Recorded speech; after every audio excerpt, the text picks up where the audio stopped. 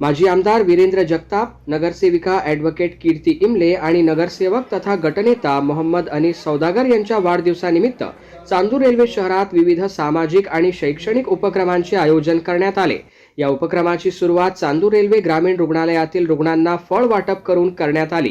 यानंतर यशवंत लॉन्स येथे महाराष्ट्र राज्य परीक्षा परिषद पुणे यांच्या शिष्यवृत्ती परीक्षेत यश मिळविलेल्या तब्बल 110 गुणवंत विद्यार्थ्यांचा सत्कार करण्यात आला।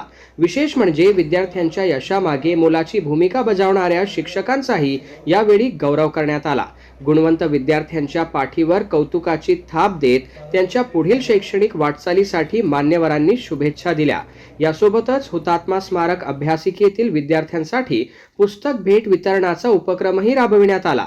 शिक्षण, मेहनत, सातत्य आणि जिद्द याच जोरावर विद्यार्थ्यांनी आपले भविष्य घडवावे असा संदेश या कार्यक्रमातून देण्यात आला।